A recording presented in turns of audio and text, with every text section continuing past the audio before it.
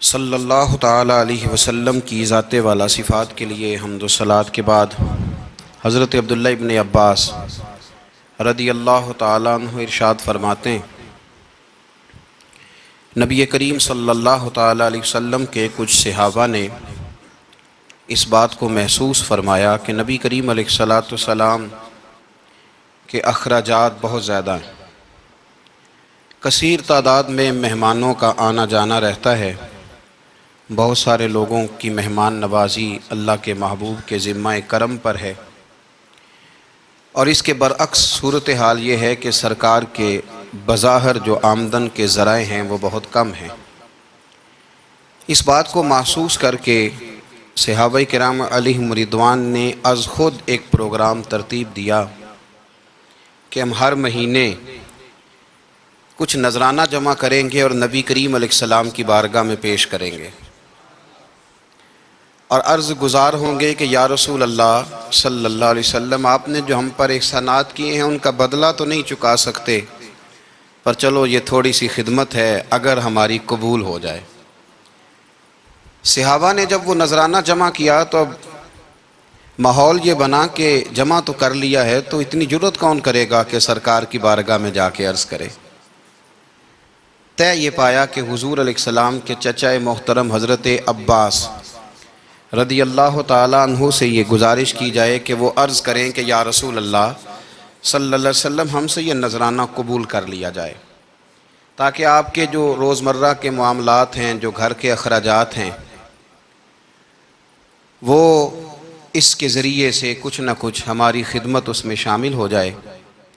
حبیب لبیب سید عالم صلی اللہ علیہ وسلم کی عالی مرتبت خدمت میں حضرت عباس نے جب وہ نذرانہ پیش کیا اور صحابہ کرام علیہم رضوان کی اس خواہش کا اظہار کیا، اور بڑے درد مندانہ انداز میں عرض کیا کہ یا رسول اللہ، آپ کا وہ کاشانہ نور ہے کہ جو بھی آتا ہے وہ جھولی بھر کے ہی جاتا ہے، ہر ایک کو ملتا ہے، لیکن یا رسول اللہ ظاہراً کوئی ذرائع ہمیں نظر نہیں آتے، دل کرتا ہے کہ ہم خالصتاً آپ کی کچھ خدمت کر سکیں۔ تو حضور کچھ جواب دینے ہی والے تھے کہ اللہ تعالیٰ نے قرآن مجید نازل فرما دیا، کہا محبوب کل ان سے فرما دیجئے لا اسألکم علیہ اجرا۔ گویا طائف میں پتھر کھانے سے لے کر احد میں دانت شہید کرانے تک میں نے تمہارے لیے بڑا کچھ کیا ہے، پر میں تم سے کوئی اجر نہیں مانگتا۔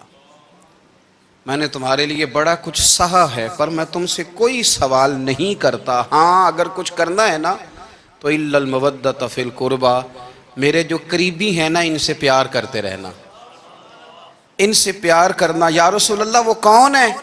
تو نبی پاک نے فرمایا علی، فاطمہ اور ان دونوں کی اولاد، ان سے پیار کرتے رہنا۔ لا اسألکم علیہ اجرا، میں تم سے کوئی اجر نہیں مانگتا، پر یہ جو میرے قریبی ہیں نا، اصلاں نال جے نیکی کریے اور نسلاں تاک نہیں بھول دے، تے بے اصلہ نل نیکی کریے تے پھول کنڈیا نل تول دے، ان سے پیار کرنا۔ میرے رسول کریم علیہ السلام نے نا اپنی اہل بیت کو ہمارے لیے نمونہ بنا کے چھوڑا ہے۔ ان کی محبت ضروریات دین کا حصہ ہے۔ ایک شخص بالغ ہونے سے لے کر انتقال تک کوئی نماز قضا نہ کرے، ہر سال زکوٰۃ دے اور ہر سال حج کرے، حقوق العباد کا ایک ذرہ بھی ضائع نہ کرے، لیکن مر جائے اہل بیت کے بغض پر، تو وہ جنت میں نہیں جائے گا، وہ جہنم میں جائے گا۔ اس کی کوئی نماز، اس کی کوئی زکوٰۃ، اس کا کوئی حج اللہ کی بارگاہ میں قبول نہیں۔ لیکن کمزوریاں رہ جائیں، کوشش کرتا رہے، کمزوریاں رہ جائیں، پر حسنین کریمین سے پیار کرتا جائے، ان کی ماں سے، ان کے والد سے محبت کرتا جائے، تو میرے محبوب نے فرمایا مم مات علی حب آل محمدن مات شہیدا، جو آل محمد کی محبت میں دنیا سے گیا وہ سادہ نہیں گیا، وہ تو شہادت کی موت مرا ہے، تو شہید ہو کے دنیا سے گیا۔ اہل بیت کا اسوہ نور ان کی محبت ضروریات میں سے ہے۔ رسول کریم علیہ السلام نے فرمایا، جامع ترمذی میں موجود ہے، فرمایا میں جا رہا ہوں پر تمہیں دو بڑی بھاری بڑی وزنی چیزیں دے کے جا رہا ہوں، صحیح ستہ کی روایت۔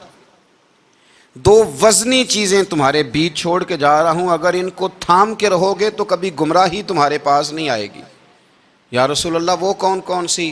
فرمایا ایک اللہ کی کتاب دے کے جا رہا ہوں اور دوسرا اپنا خاندان دے کے جا رہا ہوں۔ اگر اہل بیت نبوت کو تھامے رہو گے، ہمارے بزرگوں نے لکھا ہے کہ یہ جو حضور نے کتاب اللہ اور پھر اپنی اہل بیت کا تذکرہ فرمایا، تو اس کا مطلب یہ ہے کہ تھیوری دیکھنی ہوئی تو قرآن دیکھنا، اور پریکٹیکل دیکھنا ہوا تو علی اور فاطمہ کو دیکھنا، حسن اور حسین کو دیکھنا، ان کو دیکھنا۔ نبی کریم علیہ الصلاۃ والسلام کے اہل بیت منارہ نور ہیں، ان کی محبت، ان کا پیار کیوں بھلا؟ اس لیے کہ یہ وہ خوبصورت لوگ ہیں جن کو خود میرے نبی پاک نے تراشا ہے۔ ان کی سیرت میں جتنے رنگ ہیں وہ رسول کریم نے خود بھرے ہیں۔ ان کی ایک ایک بات کا خیال نبی پاک نے رکھا ہے، حضور نے از خود انہیں اپنی صحبت عطا کی ہے۔ زیادہ دور نہیں تھا سیدہ فاطمہ کا گھر، مسجد نبوی کے ساتھ تھا۔ اللہ کے رسول دن میں 2 دفعہ جایا کرتے تھے، پھر بھی کبھی کبھی فرماتے فاطمہ میرا دل کرتا ہے آج میں رات تیرے گھر میں قیام کروں۔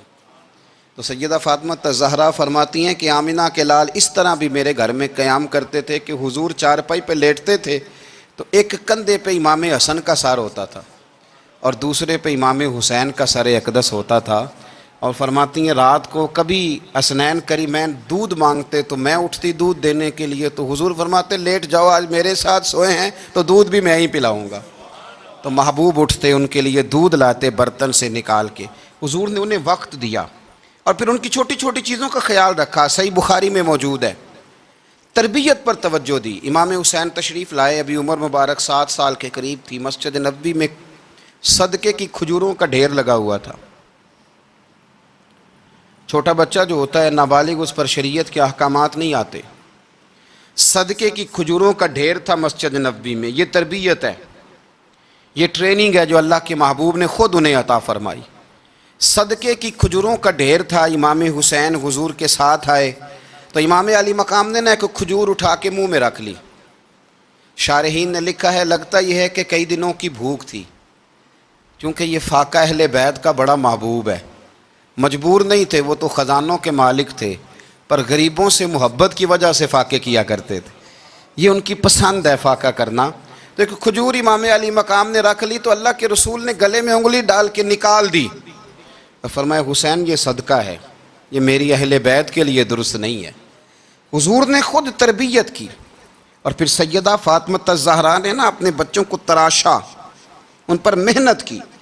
میں اکثر گزارش کرتا ہوں دوستوں سے، میں کہتا ہوں کربلا کا واقعہ کوئی حادثاتی نہیں ہے، اس کے پیچھے پوری ایک لاجک ہے، اس کے پیچھے پورا ایک فلسفہ ہے۔ ایسے ہی کوئی آدمی 3 دن بھوکا پیاسا رہ سکتا ہے؟ کسی آدمی کو صبح اس نے کھانا کھایا اور شام تک کھانا نہ ملے تو ٹانگیں کانپتی ہیں۔ رمضان المبارک میں عبادت کی نیت سے روزہ رکھنے والے بھی شام کو بڑے پریشان ہو جاتے، اور مسلسل 3 دن کھانا نہ کھایا جائے اور پانی نہ پیا جائے، اور حال یہ ہے کہ وہی آدمی تلوار لے کے میدان میں نکلے اور اس کی حالت یہ ہو کہ لوگ اس کے آگے دوڑنا شروع کر دیں، ہزاروں کی فوجیں تاب نہ لا سکیں۔ علی کا گھر بھی وہ گھر ہے کہ جس گھر کا ہر ایک بچہ جسے دیکھو وہی شیر خدا معلوم ہوتا ہے۔ یہ کوئی آسان ہے؟ اس کے پیچھے پوری ایک اس کے پیچھے فلسفہ ہے۔ امام راضی کی تفسیر کبیر دیکھیے گا، امام راضی کہتے ہیں کہ سیدہ فاطمہ الزہرا رضی اللہ تعالی عنہ کے دونوں شہزادے حسنین کریمین بیمار ہو گئے تو سیدہ نے منت مانگی کہ بچوں کو شفا ہوگی تو 3 روزے رکھوں گی۔ شفا ہو گئی، روزے بھی رکھ لیے، اور جب مولا علی شیر خدا روزہ رکھنے کے لیے بیدار ہوئے، سیدہ فاطمہ الزہرا بیدار ہوئیں تو امام حسن اور حسین بھی اٹھ گئے، 7-8 سال کی عمر، اماں جی ہم نے بھی رکھنا ہے۔ صبح کھجور اور دودھ سے روزہ رکھ لیا گیا۔ عین افطاری کے وقت مولا علی کہتے ہیں فاقے چل رہے تھے، کہیں سے میں جون لایا تھوڑے سے، سیدہ فاطمہ الزہرا نے پیس کر روٹیاں پکائیں۔ وہ وقت جو بڑا مشکل ہوتا ہے افطار کا، کہتے ہیں اس وقت جب کھانے کے لیے بالکل ہاتھ آگے بڑھنے لگے اور امید تھی کہ ابھی سیدنا بلال اللہ اکبر کہیں گے تو روزہ کھلے گا، لیکن ابھی چند ہی منٹ رہتے تھے کہ دروازے پر ایک فقیر نے صدا دی، کہنے لگا سارے مدینے کے دروازے کھٹکھٹا آیا ہوں، قحط ہے، فاقہ ہے، اے رسول اللہ کے خاندان والو، میں یتیم ہوں، کسی نے بتایا ہے کہ اور کوئی دروازہ کھلے نہ کھلے سیدہ کا دروازہ تیرے لیے ضرور کھلے گا، کیا یتیم کو روٹی ملے گی؟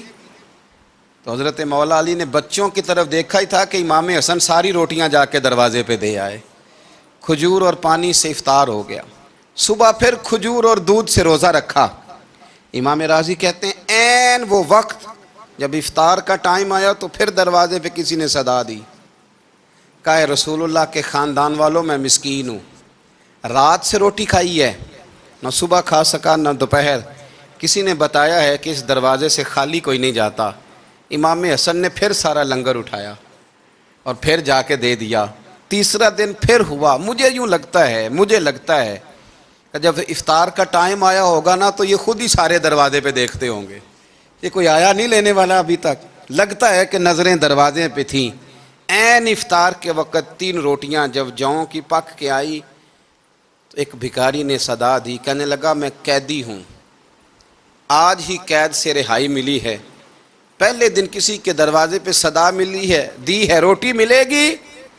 امام حسن وہ کھانا دے کے واپس لوٹے، کھجور اور پانی سے افطار ہوا، اور جیسے ہی مسجد نبوی میں تینوں باپ بیٹا نماز پڑھنے گئے تو مولا علی کہتے مجھے بتانا نہیں پڑا، رسول کریم نے میری طرف دیکھ کے فرمایا علی تیرا، فاطمہ کا، حسن اور حسین کا 3 دن والا عمل خدا کو بھی بڑا پسند آیا ہے اور محمد مصطفیٰ کو بھی بڑا پسند آیا ہے، وہ بڑا پسندیدہ عمل۔ میں کہتا ہوں کہ حضرت فاطمہ نے نا ان کی تربیت پہلے ہی کر دی تھی، 3 دن بغیر افطار کے روزہ رکھنے کی، وہ ٹریننگ گھر سے ہو چکی تھی۔ اب میدان کربلا میں 3 دن بھوکا پیاسا رہنا ان کے لیے مشکل نہیں تھا، وہ تو ان بچوں کے لیے مشکل ہوتا ہے جو کھانا دیر سے پکنے سے برتن توڑنے شروع کر دیتے، وہ بچے بلیک میل ہوتے ہیں جن کو ایک وقت ان کے پسند کا کھانا نہ ملے تو وہ گھر میں جو ہے وہ ادھم شروع کر دیتے ہیں، جن کی ماں نے عادت ڈالی ہو کہ بیٹا 3 دن بھوکے پیاسا رہنا ہوا تو رہ لینا لیکن کسی بھی باطل کے ساتھ کمپرومائز نہ کرنا، ان کے لیے اتنا مشکل نہیں تھا۔ تو ان کی تربیت ہوئی، ان کی ٹریننگ ہوئی، پھر اللہ نے ان کی سیرت میں رنگ بھرے، ان کے کردار میں حسن آیا، وقار آیا۔ حضرت امیر معاویہ رضی اللہ تعالیٰ عنہ نے ایک شخص کو بھیجا مدینہ منورہ شام سے، تو اس نے کہا میں نے امام حسین سے ملنا ہے، تعارف کیا ہے؟ جناب امیر معاویہ فرمانے لگے مسجد نبوی میں جانا جس کے گرد لوگ سب سے زیادہ ادب سے بیٹھے ہوں اور جس کی باتیں سب سے زیادہ میٹھی ہوں اور جس کی نظریں سب سے زیادہ جھکی ہوں اور جس کے چہرے پر تمہیں سب سے زیادہ وقار نظر آئے وہی علی کے بیٹے حسین ہوں گے۔ جو سب سے زیادہ تمہیں وہاں ماحول کے اندر جو شخص نظر آئے پوچھنے کی ضرورت نہیں پڑے گی۔ وہ شخص کہتا میں مدینے آیا تو میں نے واقعی ایک شخص کو دیکھا، شہد کے گرد مکھیوں کا اتنا ہجوم نہیں ہوتا جتنا امام حسین کے گرد رسول اللہ کے غلاموں کا ہجوم تھا، لیکن نظریں جھکی ہوئی، باتیں میٹھی، لہجہ گداز لفظوں میں رانائی، اور لوگ کئی باتیں پوچھتے تو علی کے صاحبزادے ایک آدھ جملہ بولتے تو لگتا یہ کہ وہ جملہ سیدھا دل میں اترتا چلا جاتا ہے۔ امام علی مقام کے کردار میں نا کچھ باتیں بڑی زیادہ تھیں، بہت زیادہ تھیں، بڑا حسن تھا۔ ایک بات تو یہ تھی امام حسین رضی اللہ تعالیٰ عنہ کا علم و فضل بڑا کمال کا تھا۔ ایک دفعہ صحابہ میں مسئلہ بن گیا کہ بچہ پیدا ہوتا ہے تو اس کا وظیفہ کیسے لگانا ہے۔ امام حسین کا علم و فضل بتا رہا ہوں، علم و فضل، تو بات بڑی پیچیدہ ہو گئی۔ حضرت عبداللہ ابن زبیر کے پاس لوگ آئے، کہنے لگے کہ آپ بڑے صاحب علم و فضل ہیں، آپ نے حضور علیہ الصلوۃ والسلام کے ساتھ وقت گزارا ہے، تو مسئلے کو حل کریں کہ بچہ پیدا ہونے کے بعد حکومت اگر وظیفہ لگائے گی تو کب لگائے گی۔ جب بحث طول پکڑ گئی، مسئلہ حل نہیں ہوتا تھا، تو حضرت عبداللہ ابن زبیر کہنے لگے ہم سے نہیں حل ہوگا، ایک بندہ ہے جس کے سینے میں رسول اللہ صلی اللہ تعالیٰ علیہ وسلم کے نور نبوت کا فیضان ہے، وہ یہ مسئلہ حل کریں گے۔ تو کہا وہ کون سے؟ آپ فرمانے لگے جب ہم سے مسائل حل نہیں ہوتے تو ہم ان کے علم سے فائدہ اٹھاتے ہیں۔ کہا کون ہے؟ کہا جناب امام حسین۔ تو لوگ حضرت امام حسین کے پاس گئے، کہا حضرت یہ ایک مسئلہ الجھ گیا ہے کہ بچہ پیدا ہو تو وظیفہ کب لگانا ہے۔ فرمایا الجھنے والی بات ہی کوئی نہیں، پیدا ہونے کے بعد جب وہ پہلی دفعہ آواز نکالے تو اس کا وظیفہ لگا دو۔ اس کا مطلب یہ ہے کہ وہ دنیا میں آ گیا ہے، اس نے اپنے آنے کا اظہار کر دیا ہے، اعلان کر دیا ہے، اب اس کا وظیفہ لگا دو، تو اس پر پھر صحابہ کا اتفاق ہو گیا۔ امام حسین کے علم سے، فضل سے لوگ فیض اٹھاتے تھے۔ پھر اس کے ساتھ ساتھ امام حسین کا ذوق عبادت بڑا شاندار تھا، بڑا زبردست ذوق۔ علامہ جوزی نے لکھا ہے وکان الحسین رضی اللہ تعالی عنہ فاضلا کثیر الصوم والصلاۃ والحج والصدقۃ وافعال الخیر جمیعا۔ آپ فرماتے ہیں کہ امام حسین زیادہ نمازیں پڑھنے والے تھے، کثرت سے سجدے کرنے والے، کثرت سے روزے رکھنے والے، زیادہ حج کرنے والے، اور امام حسین صدقہ دینے والے اور نیکی کے کاموں میں شدت کرنے والے تھے۔ امام حسین کا جو ذوق عبادت تھا وہ اتنا شاندار تھا کہ آپ فرض نماز کے علاوہ روزانہ 100 رکعت نماز نفل ادا فرمایا کرتے۔ اور امام حسین فرماتے زندگی میں کبھی ایسا نہیں ہوا کہ 3 دن گزر گئے ہیں اور حسین کا قرآن پاک ختم نہ ہوا ہو۔ 25 حج کیے امام حسین نے مدینہ منورہ سے مکہ مکرمہ پیدل جا کے، 25 حج۔ اب تو نسبت والے لوگوں کو عبادت کی ضرورت نہیں نا، اللہ ماشاءاللہ کہتے ہیں نسبت بڑی ہے۔ بھئی جن کی نسبت اتنی خاص تھی کہ حضور نے فرمایا یہ فاطمہ کے نہیں میرے بیٹے ہیں، ان کا تو حال یہ ہے کہ فرض کے علاوہ 100 نفل، 3 دن سے پہلے ختم قرآن پاک، 25 حج فرمائے، تو کس نسبت کی بات کرتا ہے؟ یہ نسبتیں تو ہیں جو انسان کو عبادت کے قریب کرتی ہیں۔ لوگوں نے معیار ہی بدل دیا ہے۔ حضرت سیدنا امام حسین کی شہادت کے بعد حضرت عبداللہ ابن زبیر رضی اللہ تعالیٰ عنہ نے قاتلان حسین سے خطاب کیا اور فرمانے لگے اللہ کی قسم تم نے اس شخص کو شہید کیا ہے جو راتوں کو لمبے لمبے قیام کرتا تھا، اور تم نے اس شخص کو شہید کیا ہے جس سے میں دن میں جب بھی ملتا تھا تو وہ روزے سے ہوتا تھا۔ تم نے اس شخص کو شہید کیا جو قائم اللیل تھا، صائم الدہر تھا، اس شخص کو تم نے شہید کیا۔ آپ کو پتہ ہے کہ میدان کربلا میں جب 9 محرم کو ابن سعد نے امام حسین سے کہا کہ جنگ کرو، اگر یزید کی بیعت نہیں کرنی تو امام حسین نے فرمایا 1 رات کی مہلت دے دو، 1 رات کی مہلت دے دو۔ حضرت امام زین العابدین کہتے ہیں میں نے اپنے والد گرامی سے عرض کی کہ ابا جی آپ جہاد سے دور جانے والے تو ہیں نہیں، آپ تو جہاد سے پیار کرنے والے، اور یہ بھی پتہ ہے مجھے کہ یہ جنگ اب ہو کے رہے گی، تو 1 رات کی مہلت لینے کا معنی کیا ہے؟ بھئی کل بھی لڑنا ہے اور رات بھی لڑنا ہے، تو ابا جی 1 رات کی مہلت۔ تو سیدنا امام حسین رضی اللہ تعالیٰ عنہ فرمانے لگے بیٹا رات کی مہلت اس لیے لی ہے کہ میں آج رات کھل کے اپنے رب کی عبادت کر لوں، میں استغفار کر لوں، میں لمبے سجدے کروں۔ اور کہا زین العابدین تو جانتا ہے نا کہ مجھے نماز سے، تلاوت سے، دعا سے اور استغفار سے بڑا پیار ہے۔ نماز سے مجھے پیار ہے، دعا سے مجھے پیار ہے، استغفار سے مجھے پیار ہے۔ فرمایا بیٹا میں نے اس لیے نہیں کہ میں چاہتا ہوں 1 رات اور دنیا میں رہوں۔ تو امام زین العابدین فرماتے ہیں امام علی مقام نے سجدے پہلے بھی بڑے کیے، پر 9-10 کی درمیانی رات جو ان کے سجدے تھے وہ میں نے کبھی نہیں دیکھے۔ فرماتے ہیں تیمم کے ساتھ وہ رات کی جو عبادتوں کا رنگ تھا وہ میں نے کبھی نہیں دیکھا۔ امام علی مقام کا عبادت کا ذوق تھا، شوق تھا، لذت تھی۔ آپ یقین کریں ایسے ایسے عجیب بہانے ہم لوگوں کہتے ہیں میرا نماز میں دل نہیں لگتا، تو میں کہتا ہوں تیرا گپ شپ میں کس طرح لگتا ہے، تیرا موبائل پہ کیسے لگتا ہے بھائی؟ یہ تو بھائی ذوق کی بات ہے۔ امام حسین کہتے ہیں مجھے قرآن پاک سے پیار ہے، مجھے تلاوت سے پیار ہے، مجھے دعا سے پیار ہے، مجھے استغفار سے پیار۔ بھائی جس کو جس چیز سے پیار ہوگا دل لگ جائے گا۔ ہم نے کبھی پیار کیا ہی نہیں اس سے، جن چیزوں سے پیار ہے وہاں دل لگ جاتا ہے۔ یہ ایک بہانہ ہے، ورنہ کثرت سے عبادت کرنا، ذوق پیدا کرنا، یہ تو اہل اللہ کا طریقہ ہے۔ والذین یبیتون لربہم سجدا وقیاما، رب کے بندوں کی علامت یہ ہے کہ وہ راتیں سجدے اور قیام میں گزار دیتے ہیں۔ تو امام حسین کی سیرت کا کمال ہے کہ ذوق عبادت رکھتے تھے۔ دوسری بات جو امام علی مقام کی سیرت میں بڑی شاندار ہے وہ یہ ہے کہ سخی بڑے تھے۔ ایک قول سنانا ہے آپ کو امام حسین کا، اور خواہش میری یہ ہے کہ میرے حاضرین اور ناظرین اس قول کو رٹا لگا کے یاد کریں، اس قول کو انشاءاللہ۔ یہ قول جو امام حسین کا ہے نا جی، یہ جس دن مجھے ملا تھا نا تو میں نے بھی رٹا لگا کے یاد کیا تھا، اور میرے پاس جتنی ڈائریاں ہیں شاید میں نے سب میں لکھا ہے امام علی مقام رضی اللہ تعالیٰ عنہ فرماتے تھے اللہ کی رضا کے لیے کسی شخص کی ایک حاجت پوری کر دینا ایک مہینہ مسجد میں اعتکاف کرنے سے زیادہ درجہ رکھتا ہے۔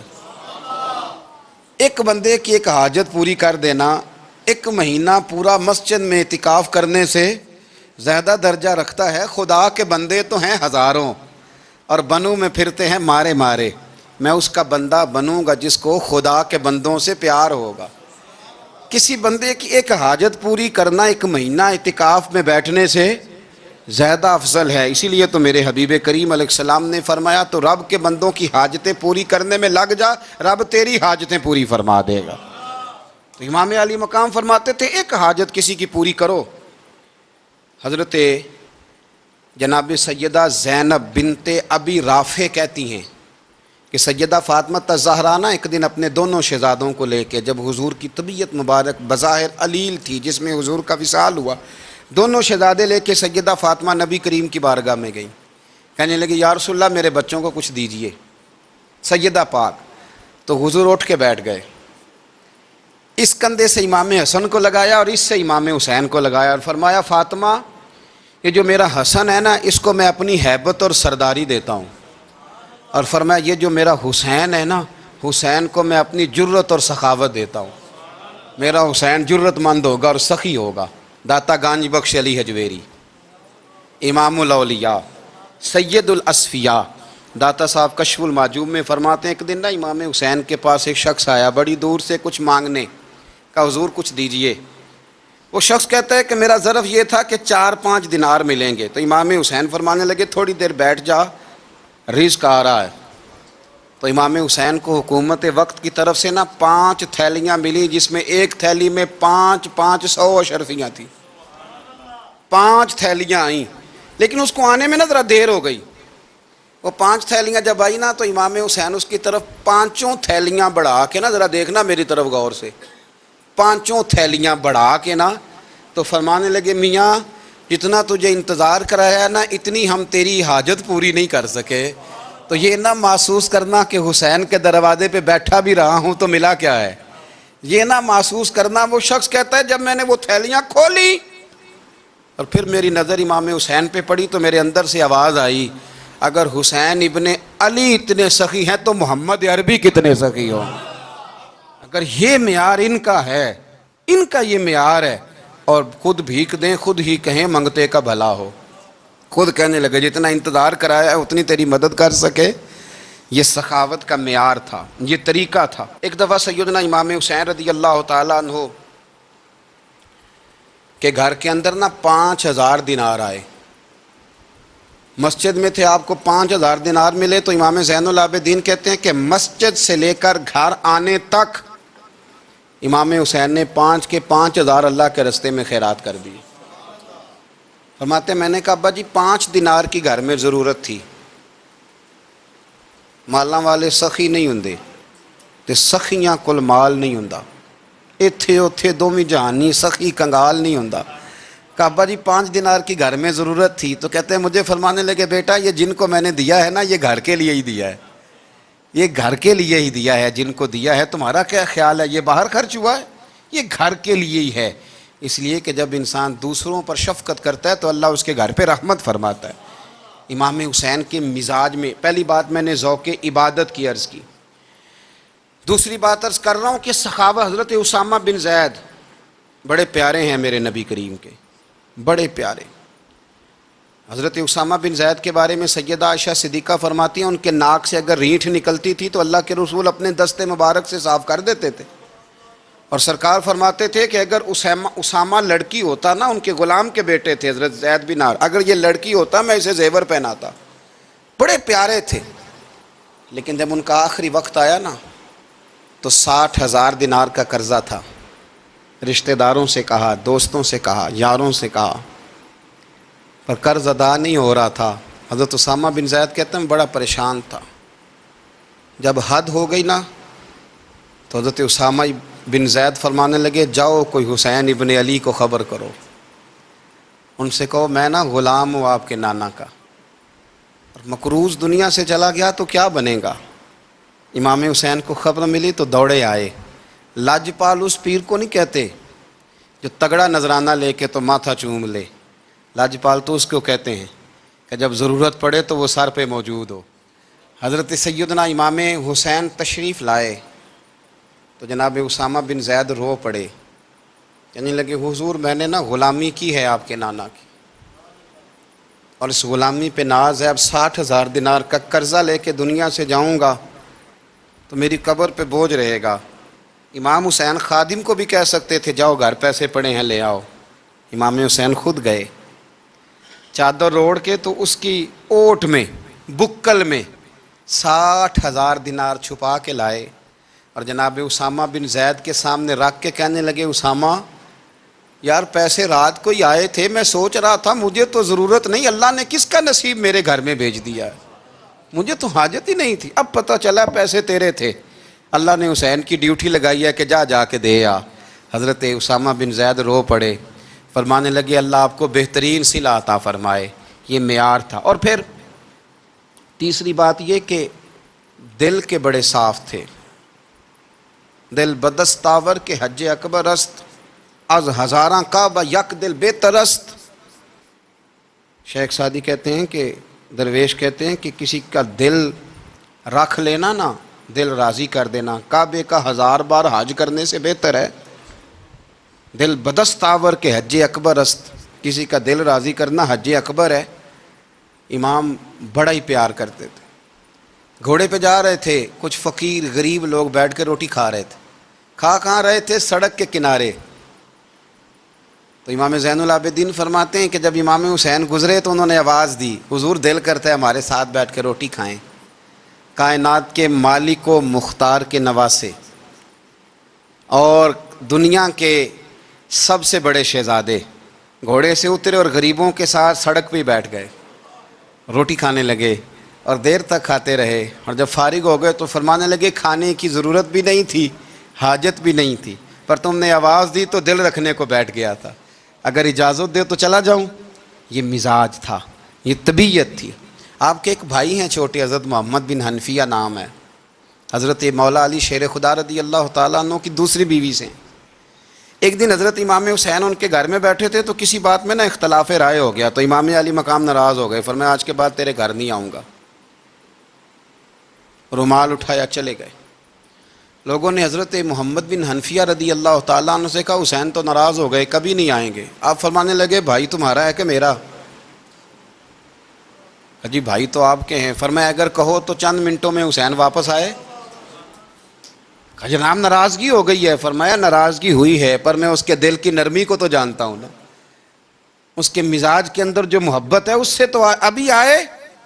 کہ جناب وہ کیسے؟ فرمانے لگے دیکھنا ذرا۔ تو امام حسین نے خط لکھا، حضرت محمد بن حنفیہ نے رکا لکھا، کہنے لگے حسین میرے باپ کا نام بھی علی ہے اور آپ کے باپ کا نام بھی علی ہے، پر ایک فضیلت ایسی ہے جس میں آپ کا مقابلہ نہیں کر سکتا، وہ یہ ہے کہ آپ سیدہ فاطمہ الزہرا کے لال ہیں، اب محمد مصطفیٰ علیہ السلام کے نواسے ہیں۔ کہنے لگے بھائی جان آپ نے نانا جان کی وہ حدیث تو سنی ہوگی کہ دو لوگ ناراض ہو جائیں تو جو صلح پہلے کرے جنت میں پہلے جائے گا۔ فرمانے لگے دل میرا کر رہا تھا کہ پہلے صلح کر لوں، لیکن پھر بڑے بھائی کو پشت کروں گا جنت میں جاتے ہوئے، یہ بھی تو بے ادبی ہے نا۔ اب خط میں نے لکھ دیا ہے، آپ کا جو ارادہ ہو۔ امام حسین نے خط پڑھا تو آنکھوں میں آنسو آ گئے، پھر سے رومال اٹھایا۔ بچے پوچھنے لگے کہاں جا رہے ہیں؟ کہا بھائی کے گھر جا رہا ہوں۔ کہا آپ تو ناراض تھے؟ فرمایا تھا ناراض پر ہے تو میرا بھائی نا، ہو گئی بات ختم۔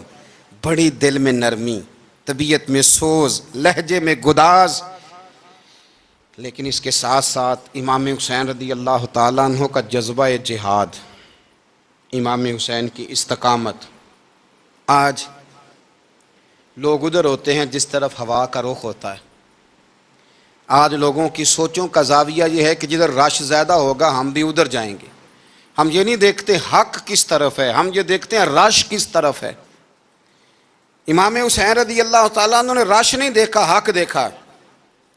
امام حسین رضی اللہ تعالیٰ عنہ استقامت کے وہ پہاڑ ہیں، معمولی آدمی نہیں تھے۔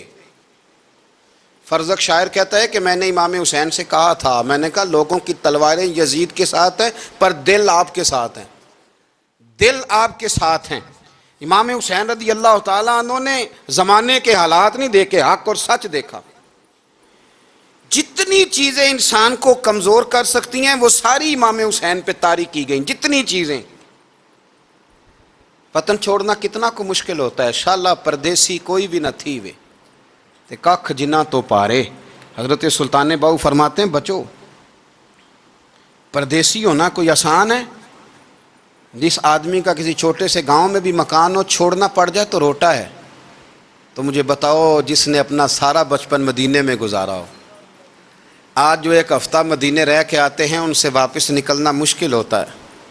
لیکن امام حسین حق کا رستہ تھا، وطن کی قربانی دی، اور معمولی وطن نہیں، مدینے جیسا وطن۔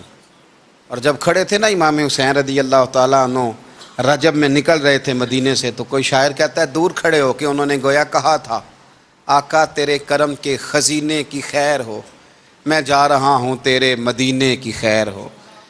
امام حسین نے وطن چھوڑا، کوئی لغزش نہیں پیروں میں، کوئی نہیں۔ شہزادوں والی زندگی تھی، مسجد نبوی کے امام تھے،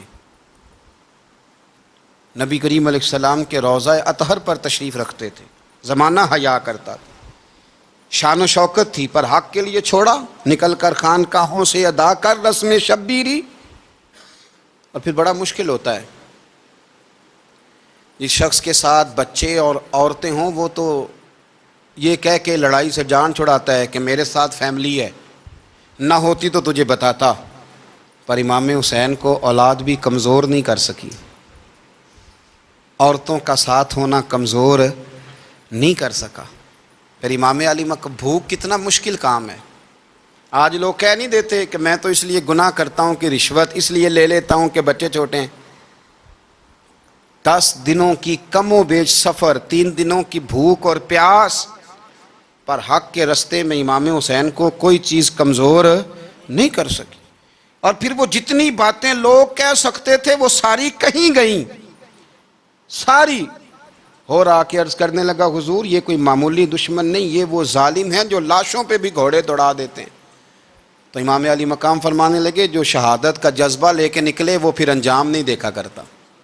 وہ انجام، وہ جتنی چیزیں جو استقامت کے رستے میں آ سکتی ہیں وہ ساری چیزیں رستے میں آئیں، پر امام علی مقام نے کسی چیز کی پرواہ نہیں کی۔ آج کا مسئلہ یہ ہے کہ آج لوگوں میں استقامت نہیں ہے، رات کو کچھ ہوتے ہیں، سویرے کچھ ہوتے ہیں، دوپہر کو کچھ ہوتے ہیں، شام کو کچھ ہوتے ہیں۔ ہمارا کل انداز تکلم کچھ اور ہوتا ہے، صبح کچھ اور ہوتا ہے۔ امام علی مقام میدان میں رہے، ایک میت گھر میں ہو جائے تو کئی دنوں تک آنکھ کھلتی نہیں، ہوش رہتا نہیں۔ سب سے زیادہ مصائب امام حسین نے دیکھے، سب سے زیادہ۔ اور گھوڑے پر بیٹھنے سے پہلے ساری تکلیفیں آپ دیکھ چکے تھے۔ باپ کا جنازہ اٹھانا آسان ہوتا ہے، بیٹے کا جنازہ اٹھانا بڑا مشکل ہوتا ہے، پر امام حسین نے بیٹوں کے جنازے اٹھائے۔ حضرت علی اصغر کی لاش کو امام حسین نے اپنے دست مبارک سے دفن کیا، اور جناب علی اکبر کی میت کو جب آپ اٹھا کے لا رہے تھے تو سیدہ زینب فرماتی ہیں کہ مجھے یوں کبھی لگتا تھا حسین کا قد بڑا ہے اور کبھی لگتا تھا علی اکبر کا قد بڑا ہے۔ اور فرماتی ہیں کہ پھر حضرت قاسم بن حسن کو بھی وہ اٹھا کے لائے، اور جناب عباس کے وجود سے الگ ہونے والے بازو انہوں نے لا کے حضرت عباس کے وجود کے ساتھ بھی رکھے۔ انہوں نے یہ سارا منظر دیکھا، لیکن جب حسین ابن علی اپنی دفعہ گھوڑے پہ سوار ہوئے تو لگتا یہ تھا کہ ان سے زیادہ بہادر کوئی نہیں۔